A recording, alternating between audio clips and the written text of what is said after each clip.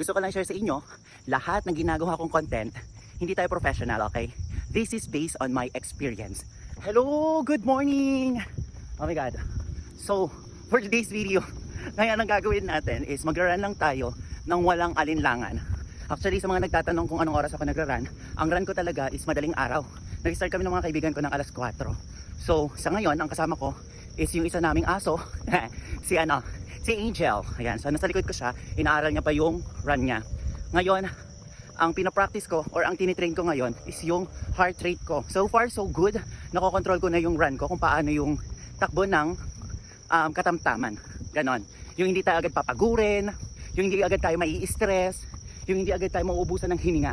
Ayun kasi yung pinaka-importante. Pero kasi ako sanay na ano mo yun, parang nasanay kasi ako sa mga ginagawa ko. Pero this time, para pakiramdam ko, mas marami akong nasisave na energy at mas marami rin akong nasisave na hangin sa katawan ko. So hindi ko ramdam yung pagod. Sa mga gustong mag-run at nahihiya pa sila, guys, walang masama kung mag-i-start ka. Huwag ka mahiya kasi normal lang yung ganyang eksena. Okay? Hindi siya problema. Kasi kahit din naman ako noon before, talagang kahit gusto mong tumakbo, kahit gusto mong gawin yung mga bagay na gusto mo, hindi mo magawa kasi pinangungunahan ka ng hiya, no? Pero once na pinasok mo na yon, yung gusto mong gawin sa life mo, hindi ka na mahihiya. As in talagang, ang gagawin mo na lang, i-enjoy mo na lang siya.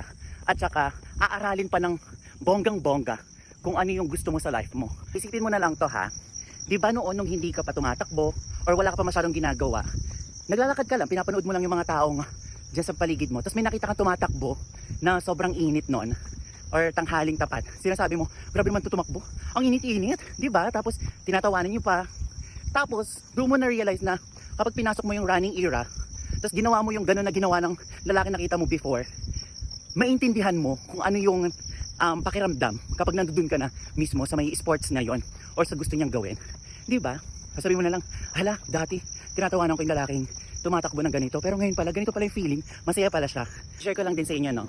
Before kasi, bago ako mag-start, medyo nahihiya akong humawak ng cellphone na ganito habang nagra-run, tapos maraming tao sa paligid.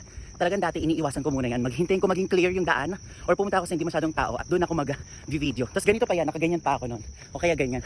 Pero ngayon nakataas ng ganyan. Di ba? Ang laki ng improvement. Kasi kumakapal na yung mukha natin, no? At the same time, na-enjoy na kasi natin yung ginagawa natin. Ayun yung gusto kong share sa'yo, no? Huwag kang mahihiyang tumakbo. No? Gawin mo yan. For your health naman yan. Hindi naman sa health ng ibang tao. Ayan. So, a positive advice para sa'yo. Habang maaga pa, gawin mo na yung mga bagay na dapat. Okay? Kung may bisyo ka, tanggalin mo siya pa konti-konti. Huwag mong biglain. Tanggalin mo lang pa konti-konti. Ayun. Stay healthy, guys. Kasi ako dati, hindi ako healthy. Talaga mabisyo ako. Nagyosi ako, umiinom ako. Pero tinanggal ko yon hanggang sa naging okay na yung pakiramdam ko.